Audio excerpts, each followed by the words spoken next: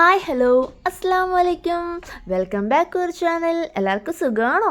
സുഖമാണെന്ന് ഞാൻ വിശ്വസിക്കുന്നു. അപ്പം നിങ്ങൾ ഒന്ന് കാണുമ്പോൾ സബ്സ്ക്രൈബ് ചെയ്യുക, ഒന്ന് ലൈക്ക് ചെയ്യുക, ഒന്ന് കമൻറ്റ് ചെയ്യുക കേട്ടോ. അപ്പം എനിക്ക് കൂടുതലും കമൻറ്റ്സ് വരുന്നത് FBയിലാണ്. ഞാൻ പരമാവധി റിപ്ലൈ തരാറുണ്ട്. കൂടുതൽ യൂട്യൂബിൽ കമൻറ്റ് ഇടുക. എനിക്കത് സന്തോഷമാണ്, സപ്പോർട്ടാണ്. നിങ്ങളുടെ സപ്പോർട്ട് വേണം. അപ്പോൾ ഇത് സൺഡേ വ്ളോഗാണ്. അപ്പോൾ ഞാൻ രാവിലെ തൊട്ട് ഒരു ചിക്കൻ കറി ഉണ്ടാക്കാമെന്ന് വിചാരിച്ചു. ഒരു 10 മണിയുള്ള സ്റ്റാർട്ടിങ് വ്ളോഗാണ്.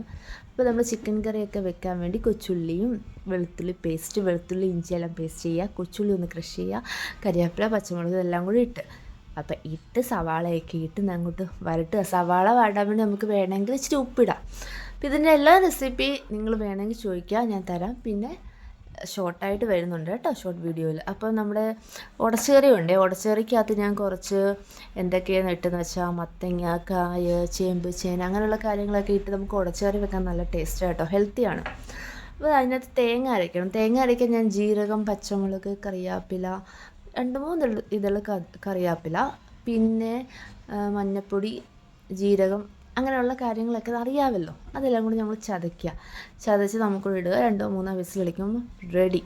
പിന്നെ കടുക് വറുത്താൽ മതി. നമ്മുടെ ചിക്കനൊക്കെ നല്ലപോലെ ക്ലീനാക്കി നമ്മൾ മസാലയൊക്കെ ഇട്ട്, മസാല അറിയാമല്ലോ, മുളക് പൊടി, മല്ലിപ്പൊടി, മഞ്ഞൾപ്പൊടി, ഗരം മസാല, കുരുമുളക് പൊടി, അങ്ങനെയുള്ള കാര്യങ്ങളാണ് ഞാൻ ഇടുന്നത്.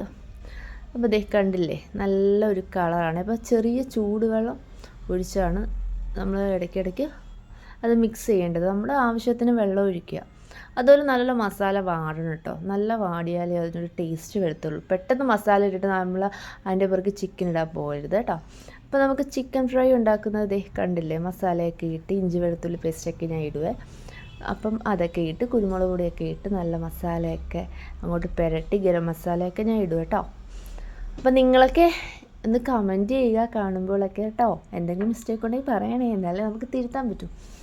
എണ്ണയ്ക്കകത്തോട്ട് നമ്മൾ ചിക്കൻ ഫ്രൈ ഒക്കെ അങ്ങോട്ട് ചിക്കനൊക്കെ ഫ്രൈ ചെയ്യാനിട്ടു.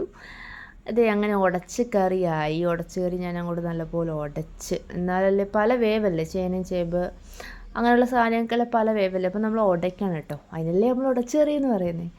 അപ്പോൾ അതിനൊക്കെ നമ്മൾ കടുകൊക്കെ വറുത്തു.